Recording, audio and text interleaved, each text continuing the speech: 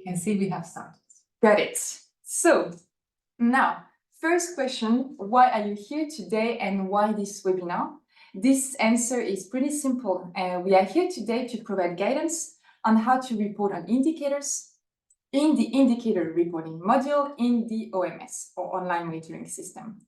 Be ready, you will hear a lot this expression in the next 30 minutes, indicator reporting module. And our goal today for Jenny and I is that by the end of this webinar, you will be sufficiently equipped to start reporting on your indicators. And so this is why we have prepared this agenda.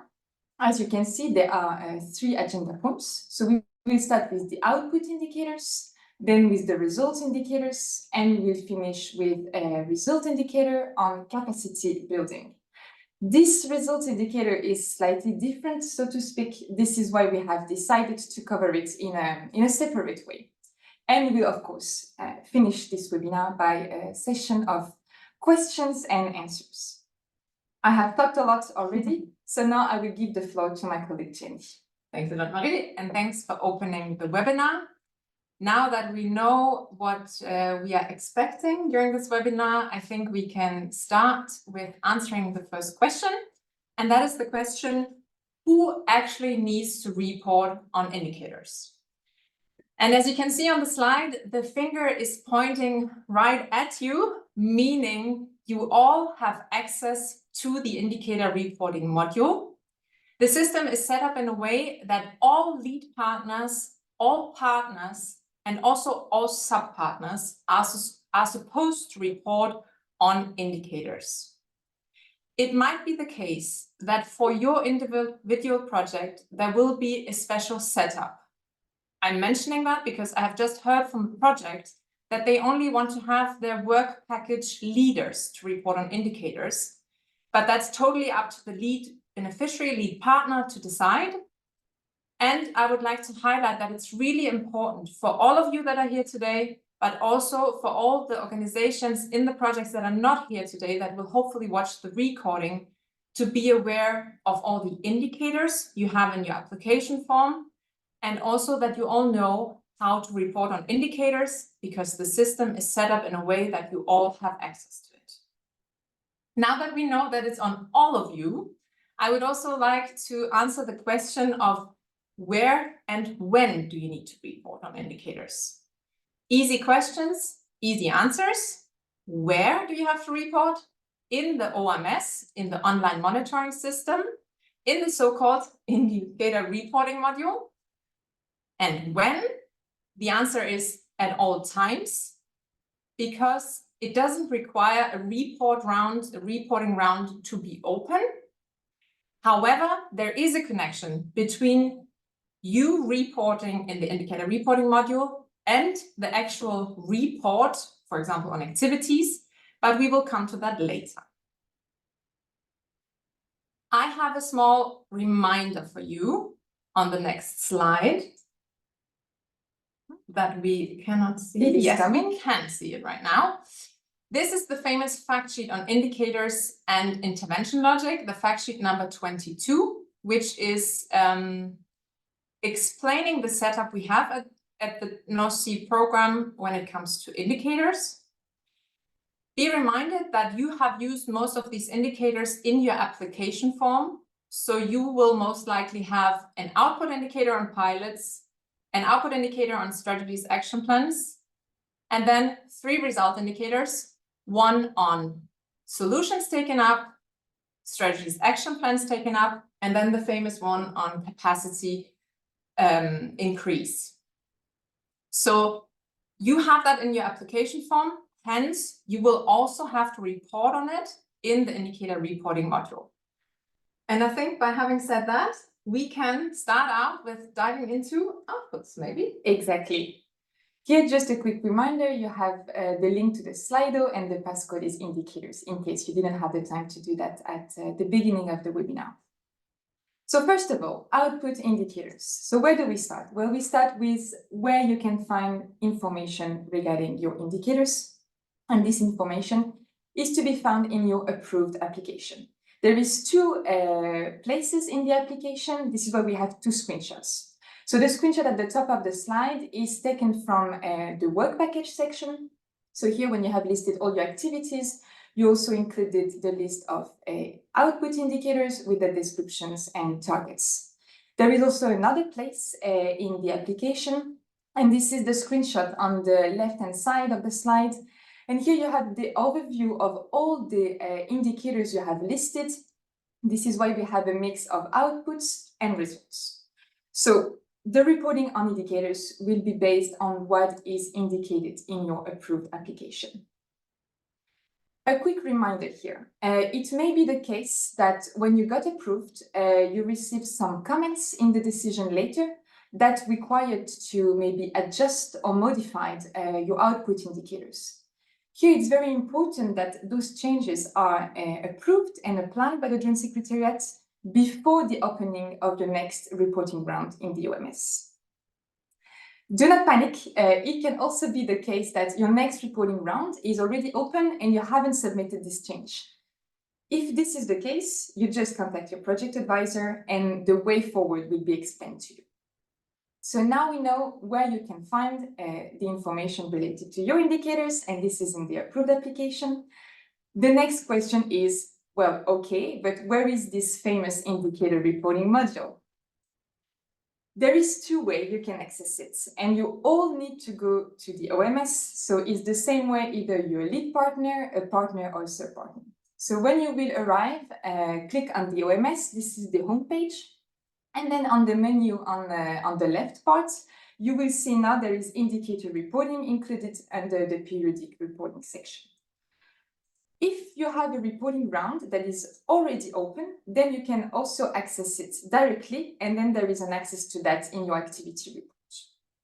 No matter which way you're using, option 1 or option 2, you will end up on the same page, the one that we are calling the menu, and we are calling it the menu because it's listing the different types of indicators. And here it's pretty straightforward. You just click on the indicator that is relevant for you, based on the progress you've made toward the achievement of this indicator. Thank you very much. And now we all know where to find the indicator reporting module. And I will now make an example. I will start up with an example on how to report on pilots. So for doing so, you click on the indicator called Outputs Pilots. And then you reach an interface in the online monitoring system that first of all indicates in the upper left corner that you are now about to report on a pilot, an output indicator. And you do so by clicking on the green Add button in the upper right corner, also highlighted with a red circle. You will then be forwarded to another interface where you have to fill out quite some information regarding that respective pilot, and we will go through that now step by step. So first of all, you have a drop-down menu with the title Output Indicator. That output indicator, or that, let me start differently. That drop-down menu will have a list of all the pilots that you have listed in your application form. Hence, you click on the drop-down menu and you choose the respective pilot you want to report on. Then you have to come up with a title for it. Please make sure that the title is quite clear, because we know you all can report on indicators, so all partners, and then the lead partner will be able to see all the entries and of course is supposed to make a link. So the title should be very clear. Then we come to a very, very important drop-down menu, which is called Status. You have two options there. Either you can choose not achieved or achieved. And I will say a few words about this because it's so important in a few minutes. What we also want to see from you is a short description of the pilot, meaning the latest progress, or of course, also information about the content of the pilot. And then at the bottom of the screenshot, you can see that we would like to know where your pilot is taking place. For that, please choose a country from the drop-down menu and put in a postal code. And by doing so, the magic happens because you will be able to see your pilot located on the map there, plus the latitude and the longitude will be filled out automatically. Now we have to mention that we might have some exceptions where projects will have pilots not located on land, but maybe located in the North Sea basin. If you have that, then please go with your cursor to the North Sea basin, locate where it is approximately, and then the latitude and the longitude will also be filled out automatically. So there is a way for locating your pilots on land and on sea. Now we come to this overview, and there are a few things that I would like to explain, which is, it might look a little bit messy. It is because we have taken it from our test account, but this is an overview of all entries that have been provided by all partners. This is something only the lead partner will be able to see. So when all partners, we know that all of you have to report on indicators. When you have all put in some entries, the lead partner will in the end see an overview of all entries made. The lead partner then has the power to either edit or delete entries by using the pen or the red cross. You might ask yourself, why will a lead partner delete my entry that I have made? And it could, of course, be the case that several partners have reported on the same pilot with the exact same progress. Then the lead partner has the possibility to delete a certain entry. It is very important here to highlight that it's the task of the lead partner to review all the entries made in the indicator reporting module, because it's then also the task of the lead partner to make sure that certain entries will be included in the actual activity project report that is open.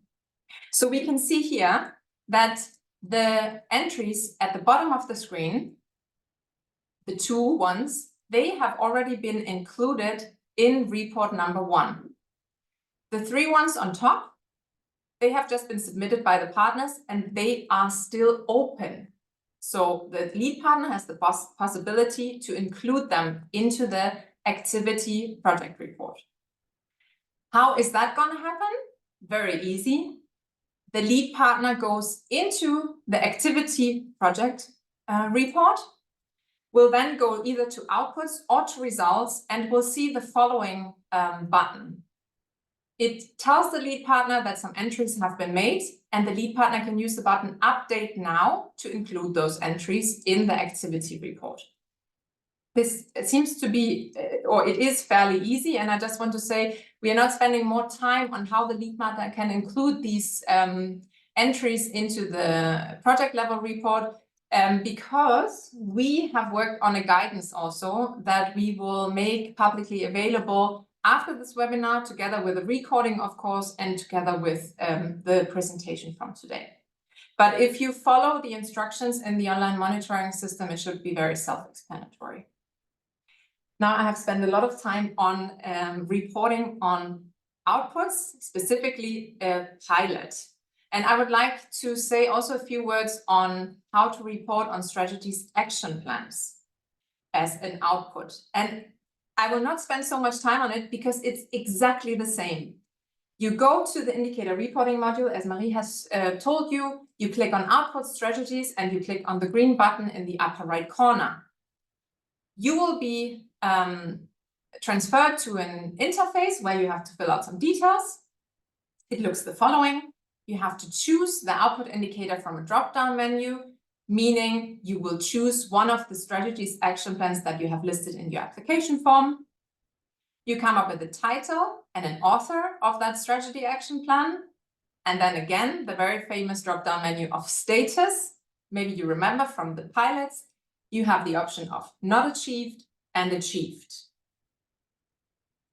Then there is a text box about progress or content of the strategy action plan. And in the end, as always in the online monitoring system, there is the save button. And when you press the save button, then you will submit your entry basically, or save your entry, yeah. And it works the same. The lead partner will in the end be able to have an overview of all the strategies, action plans that have been reported on, will have to make the review, and will have to include the entries in the activity project report. And I have mentioned a few times now that there is this specific drop-down menu called status, with the possibility to say not achieved, achieved. And I would like to spend a little bit more time on that, Marie, if that's okay. It is okay. Very good. Not achieved, achieved. Not achieved, this option we have listed here as the first one, because we think it's the most relevant for you at this point in time. Because you are all more or less starting to implement your project. For sure, you are not at the end of your project, with the exception of a few call one SSPs. But you are all implementing, and hence you are working on progress. So if you're making progress regarding one of your pilots or your strategy action plan, you can describe the progress, but please remember to use the status not achieved, because it's not finalized. Another time when we want you to use the not achieved status is when you reach the end of your project, but a certain pilot or a certain strategy could not be delivered in the same way as you have envisioned it. So it will, by the end of the project, not be achieved. And that's, of course, also something that can happen. So please remember, also in such a case, you use not achieved. Then we have the green light with achieved. And we would like to ask you to only use achieved if a pilot action is fully developed and implemented, or a strategy action plan is fully developed. So only when something is finalized, the green light with achieved. Otherwise, please not achieved when it comes to the status. I hope that was clear, Marie. I think it was. Very good. And the good news is that we have just done with the first agenda points, and that was the longest one. So just bear with us. We will now focus on the result indicators. Here again, a little reminder with the Slido in case you haven't managed before. You are all here today because you're part of a project that has been approved in call 1, call 2, or call 3. That means that you are all at different stages of implementations right now, but you are still, according to us, at the beginning, like it's early stage. So that means that we do not expect you to already report on result indicators. And the reason is quite simple. It's because in order for you to report on them, you need your outputs to be implemented, let's say. So this is why we expect that you will start reporting on these result indicators towards the end of your project lifetime. But the system works the same as for the output indicators, and we thought it was still relevant to spend a little bit of time on it in this webinar. And here we're just going to follow the same structure where you're finding the information on the result indicators. This is no news anymore. You find that in the approved application. You still have this table at the bottom of the slide that is giving an overview of all your listed indicators. And then on the screenshot at the top of the slide, it is where you have actually described the 3 types of result indicators, and you have also provided targets. Here we have the same reminder in case there have been some comments in the decision letter regarding changes you need to implement on your result indicator. Please make sure that this change is being submitted, approved, and applied before the opening of your next reporting round in the online monitoring system. Here again, if this is not the case for you, if you already have your next reporting round open, this is fine, but just get in touch with your project advisor, and then you will be guided regarding the next steps. Here is just also a reminder where you're accessing the indicator reporting module. So it's basically the same as for the outputs. And so now, how does it look? So we're going to start here with the result indicator on solutions. And this one is directly linked to your outputs on pilots being implemented. As you can see in the system, some information will automatically be filled in. So it's the name of the project, the result indicators with the description, and the result target. So here you will have to indicate the target achieved during the implementation of your project, and also to describe who has taken up the solution, how and what is the benefits of that. You can also give a few lines on a description again of the solution if you wish to. Just be aware that there's a limit of 500 characters, so the point here is to be precise and concise. And for the next result indicator, we are focusing here on the joint strategies, and it is pretty much the same as for the solutions. You still have the information automatically taken up from your fruit application. You still have to indicate the target achieved in the period and to provide some description. So here, who has taken up the joint strategy or the action plan, how this was done, and what is the benefits of it. And actually, this is already over for the second agenda point, pretty fast, but this is not the end yet. So I give back the floor to Ginny. Thank you. Yeah, because you have now covered the result indicators on solutions taken up and strategies, action plans taken up. But as you have announced in the beginning, we have a last result indicator that is a little bit more special. We think that you will all be able to remember it because let me start differently. You all have this result indicator in your application form. So in theory, you know what it's about, but we would like to remind you. This is the definition of that capacity building indicator. I will read it out to you. It says, it is about the number of organizations that increase their institutional capacity in the thematic field of the project by actively participating in cooperation activities across borders. That's a rather long definition, but in order to help you, we have underlined the three most important parts. We will now go through them step by step. I have a very small screenshot again for you, which is taken from an application form. So you will be able to find this indicator also in your application form with a target that you have formulated back then. But let's now dive into the number of organizations. What exactly does that mean? Please be reminded that it's not only about organizations that are part of your partnership that have increased their capacity, but it's also about organizations that are outside of the partnership.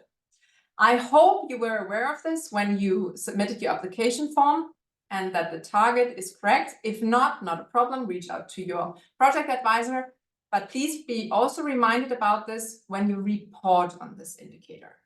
So important, not only internal organizations, but also external organizations to the project. Then we move on with the type of increased capacity.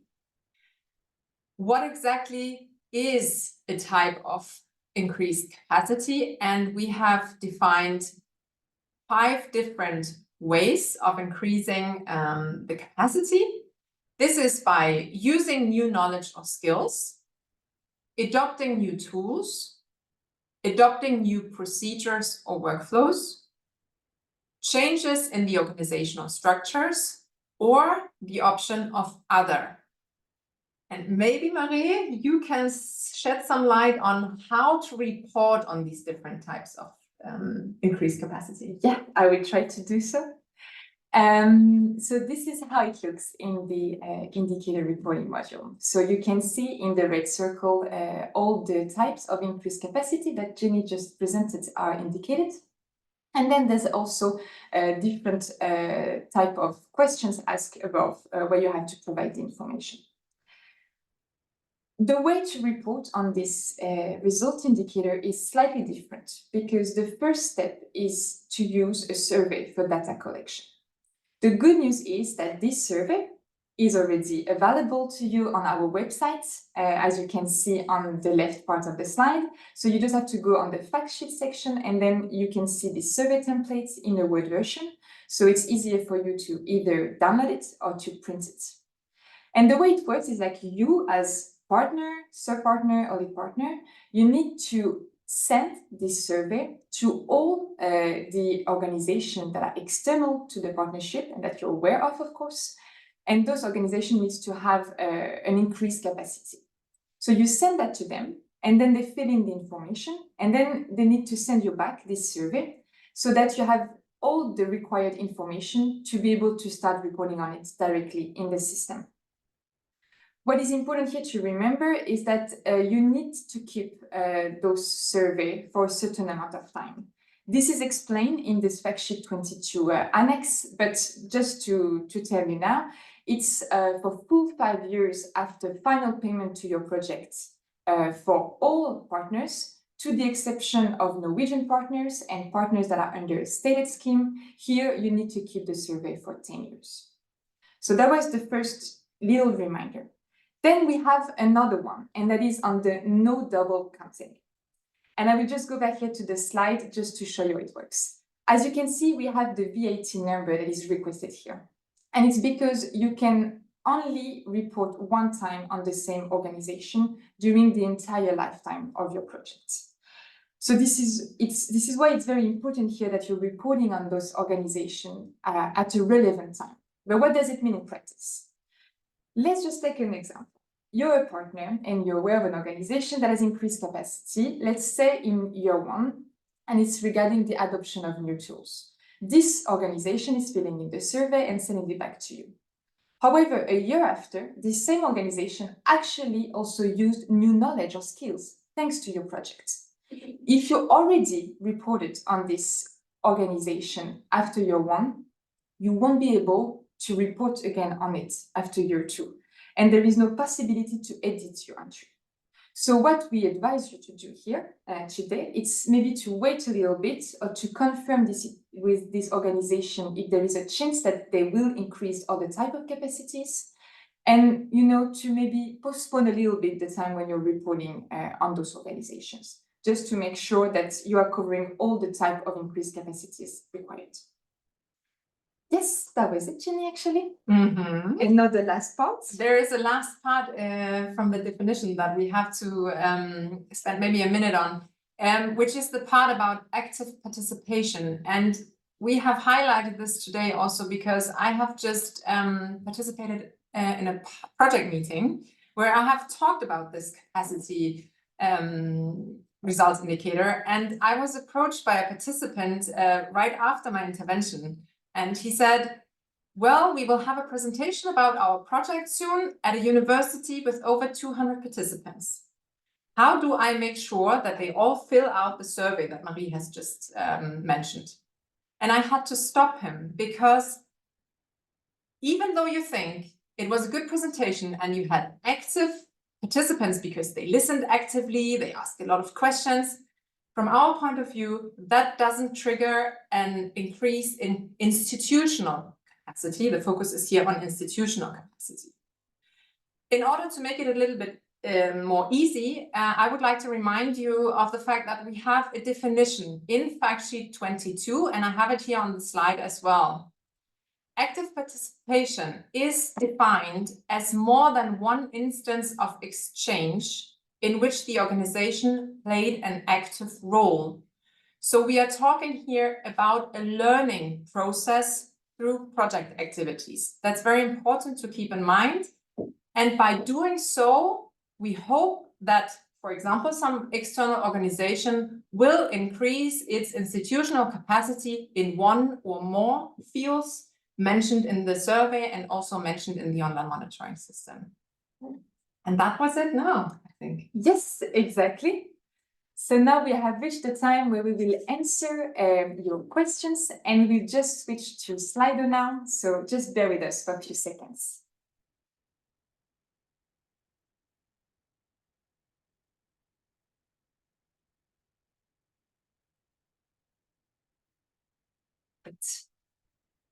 And we are ready.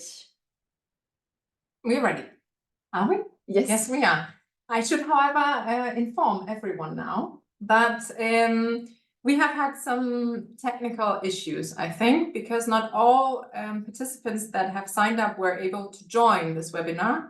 So we will repeat the webinar in week 5 for the ones that could not join. And I think the date will be announced on the website right after this one. Very well. Good. We will start with the first question. Yes. What if a pilot is tested in more than one country? Should the pilot be entered in as many entries times as the number of countries?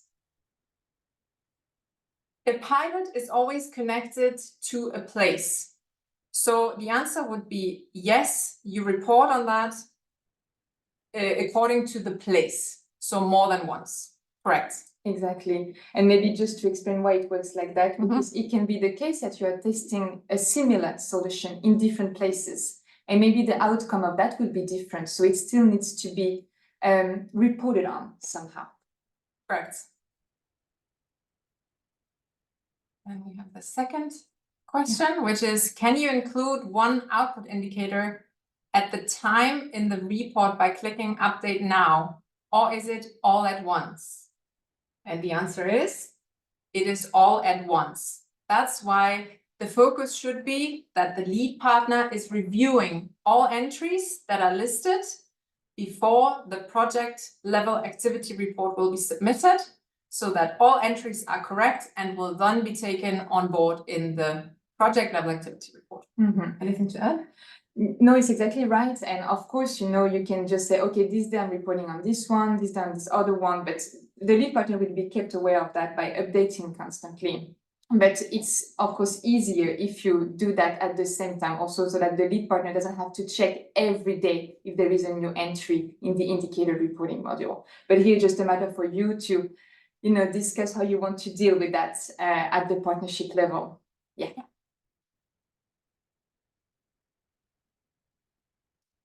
Can we reuse in a later phase of the project the indicator entries and update them? So here, when you have an entry, as Jenny explained, then it will be linked to a reporting round. So you cannot, this is why we explain the status of not achieved or achieved. You need to repeat the entry and to update it in that way. So you cannot go back because this entry will already be linked to the report. So you need to make a new one, and that will be linked to it and provide the update on that. So let's say you have on an output strategy, you want to report on the progress. So you will indicate not achieved, but it still will be linked, let's say, to your report 2. Then report 4, the same output is now achieved. So you make this new entry and saying, okay, this is now the final level of achievement, and you provide a description that is giving a proper overview of the entire progress. So you cannot reuse them in that sense because they are linked to reporting round. Correct. Nothing to add. Good morning. As I understand, the indicator reporting module is open at all times. However, when I click on indicator reporting in the online monitoring system, it says no reports found according to your access, or no reports have yet to be started. This is an interesting information. My question is, of course, now, are you a partner? Are you a lead partner? That would be my first thought. Yeah. I would argue that you reach out to your project advisor about this via your lead partner, if you're a partner, and then we will look into that. Yeah, because the point of it is this is accessible all the time. Yeah, so it should be the case that you have access to it. No. Do we have to report from the very first report on the indicators, or only if we have to report some progress, so not achieved, but some text on progress beyond not started yet? Yes, it is very important that you start reporting on your indicators, so that, because it also gives us an idea of your progress. This is the only way where you can do it, because in the activity reporting itself, it's mostly, let's say, on the activities. So do not hesitate to use it, even if it's some small progress, so that we're being kept up to date on how it's going with the implementation of your project. Yes. Is an entry only submitted to the Joint Secretariat if the lead partner includes it in a report, or is it directly submitted by entering it? It is correct that is only submitted to us at the Joint Secretariat if the lead partner includes the entry in the activity level project report. I'm sorry. Yes, so only if the lead partner has reviewed the entries and then updated the activity report, we will see it. Exactly. I cannot see anything in the tab indicator reporting. Is this open for the first small scale projects too? We are one of the first projects soon reporting our final report. So regarding small scale projects, there will be, especially in the case of final report here, that you will have to use this indicator reporting module. Just get in touch again with your project advisor, because this is what you're going to have to use as well. And I suppose that you must be a Call 1 small scale projects, meaning that you already submitted your first midterm report. And of course, at that time, the indicator reporting module was not available yet, so you reported on your indicators in a slightly different way. But for the final report, yeah, you will have to use this indicator reporting module. Yeah. And I just want to make the general remark that for small scale projects, it might be really the case that you cannot see anything, but we are working on it from our end, so you should be able to work on the indicator reporting as soon as possible.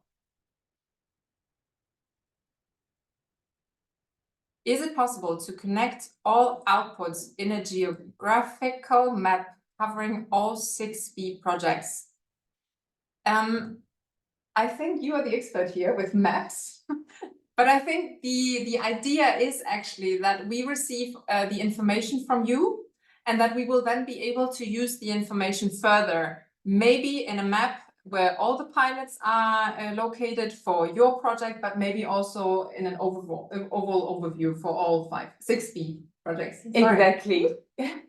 Yeah, so here if we're talking about maps, there's of course the one you can see with the pilots where you have to include the location.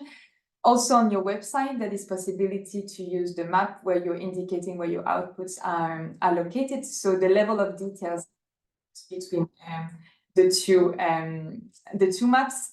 But then, of course, we are just waiting for getting more information, to be able to actually create those maps covering all the outputs. And this is the matter of deciding at a later stage sorry for the noise, if we're going to do it by priority, by type of outputs, type of indicators, and so on. Yeah. So it's still an early stage, but we will reflect on that. Where to find fact sheet? 5 topics, organizations, increased capacity. There is a fact sheet which is called, which is number 22, where the general setup of all the indicators is described. And then there is an annex to fact sheet 22, where it's specifically about the indicator about increased capacity, where we have also the survey that Marie mentioned, and all these 5 topics, they are listed in there. Yeah, Is exactly. that answering the question? I hope so. What is the noise? I have Can we no identify where it's coming from? No. Okay. Then we continue with the next question. In case the lead beneficiary or lead partner deletes a pilot, is this pilot also, sorry for that, also deleted in the individual report of the project partner? That is a very good question. I think we're going to have to look at that. For sure, it won't be included in the relevant activity report because the lead beneficiary or lead partner will delete it. So we won't be able to see that. However, we have to look at that actually, if it's also the case on your level. Yeah.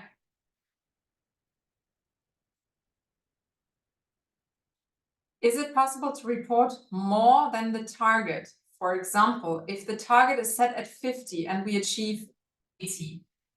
Yes, that is possible because the targets you have set is at project start and real life will happen. So you can, of course, achieve more, which is really nice. It can also happen that you achieve less, as we have said, or as I have said before, that some things don't turn out the way you envisioned them. And then if you have a good explanation, then it's also possible that you achieve less. Of course, you should aim for achieving the target you have set. Exactly. Yeah. I think the computer starts to get tired or that try to reconnect constantly. Sorry for the noise. Exactly. Is a field survey sufficient, or should you also have proof of how many times they have been actively involved? No, the survey is enough. It's also for you to have all the information you need to be able to report on this indicator in the OMS.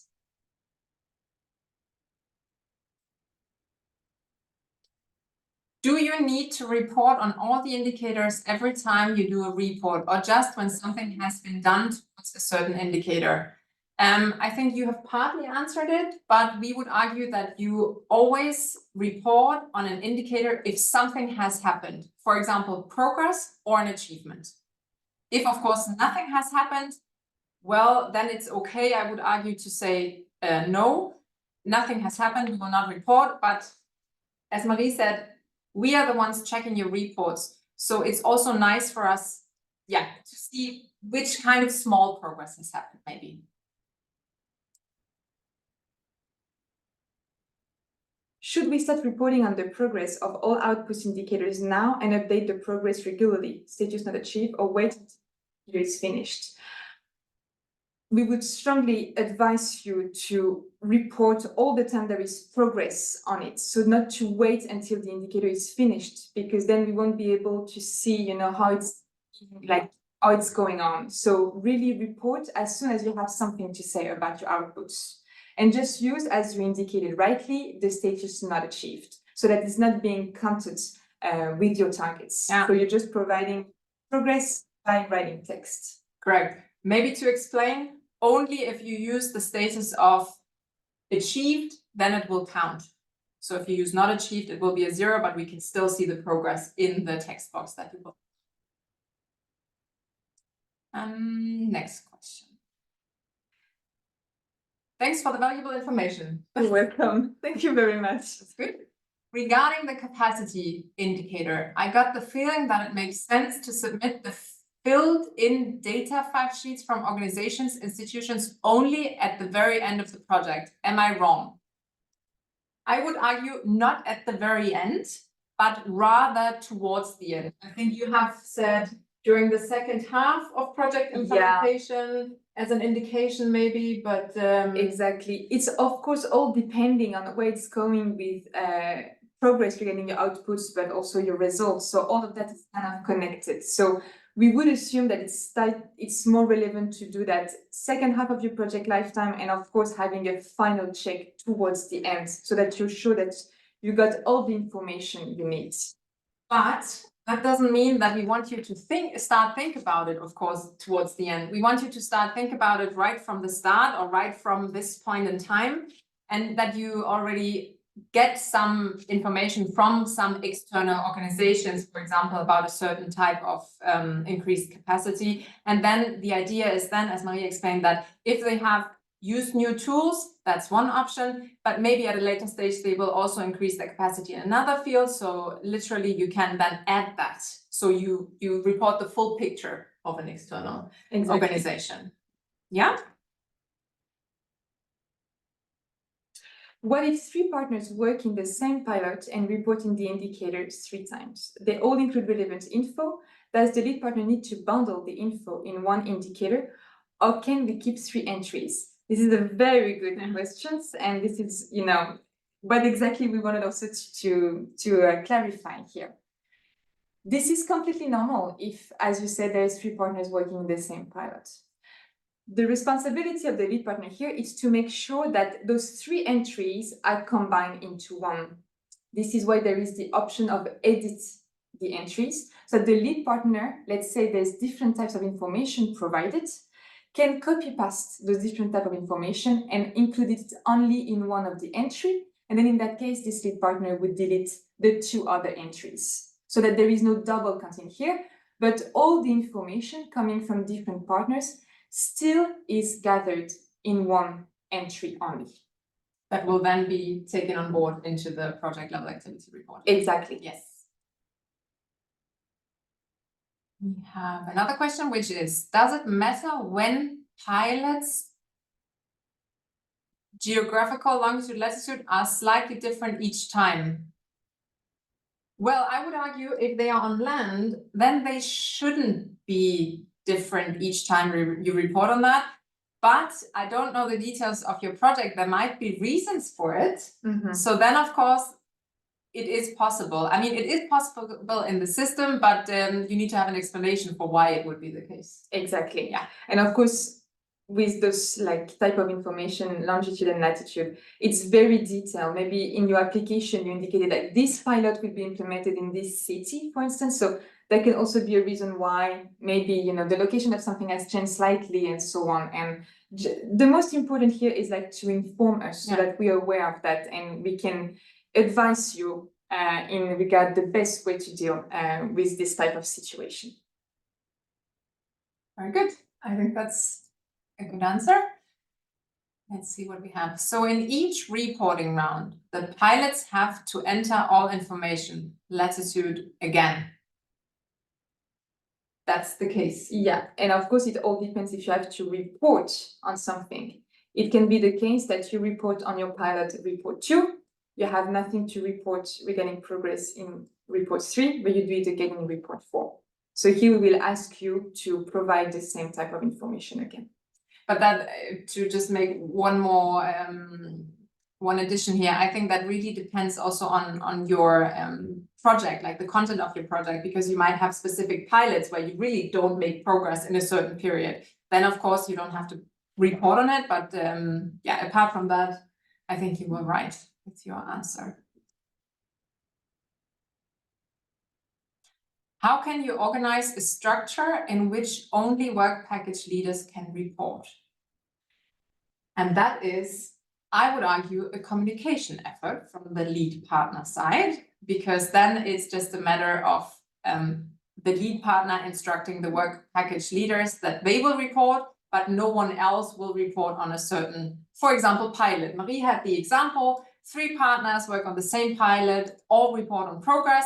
Then it's on the lead partner to adjust the entries, or the lead partner right from the start says, I only want you to report and get the information from the other 2 partners that are working on the same pilot. That would also be an option. Exactly, yeah. There is, of course, work being done outside of the OMS beforehand. So it's just a matter of how you're organizing it within your partnership. You can also come up with like a type of schedule or meeting so that, you know, if you're a work package leader, you're mentioning to all the relevant partners, please give me the information on those pilots so that the work package leader can actually include one entry and provide all the necessary information based on the inputs of the other partners. So yeah, a bit of work ahead of that, ahead of like maybe starting reporting on it in the indicator reporting module.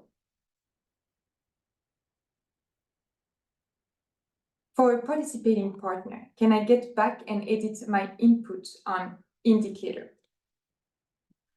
Well, you know, you work on it in the system, and then at some point it will be, you know, indicated to the lead partner. So then you can also say that as soon as it is like sent to the lead partner has the option to edit or to delete. You can also communicate to the lead partner, okay, I would like to edit that, can you do it on my behalf, for instance? So the advice is like, as soon as you include an entry, please be sure that this is, let's say, the final version of what you want to work on. It doesn't work as much as a draft version, but then you can always contact your lead partner and say, okay, I would like to maybe to modify that, or can this be implemented instead, and so on. Yeah. Or you can also ask the lead partner to delete this entry and then you start a new one. Yeah. Good. What is your recommendation about the number of entries on the same indicator? 1 every report, of 10 every report, or in different wording, how much in detail should we go in reporting on the indicators? Well, I would argue here, the more entries you have, the more work it will be on the lead partner side to then review the entries and make sure that all the information is, for example, bundled, is correct, these kind of things. So I think there's also quite a task now on the lead partner to process the information that we have revealed today and come up with a plan, what makes most sense for your project, and then you will be informed accordingly. That would be my take on it. Exactly. And of course, you know, if here we are talking about 10 entries, it can happen that if you have many entries, some of them are actually a double counting because they're already being, you know, reported by another partner and so on. So yeah, it's just a matter, at some point it will be gathered by the lead partner, and then it's just a matter of coordinating that work within the partnership as well. Maybe to make one more addition is, what matters in the end is that the full picture of, for example, a pilot will be reported to the Joint Secretariat. If it's different partners putting the information in and the lead partner reviewing them, adjusting them, or if it's in another way outside of the OMS and then only one partner reporting to the lead partner, that is in the end up to you to decide. The projects have to decide, the lead partner has to decide, but we need to see the full picture of progress in the end. Mm-hmm.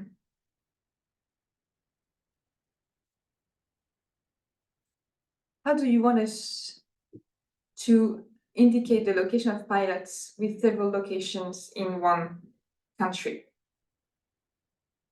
Well, as Jenny said, a location is to be attributed to one pilot.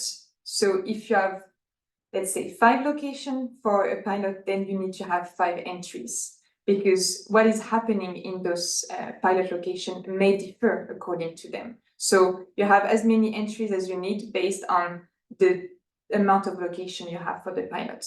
And that should be, this thing should have been done already at application stage when you indicated that in your target. The main rule, just as a reminder, is a place for a pilot. This is how it works. Yeah. And of course, always be reminded about the information that is, or the targets that are in the application form, and hence report against those. And about the several locations, I just want to highlight one more time that per entry, you can put in a country and a postal code. So by that, you can define the different locations. Mm-hmm.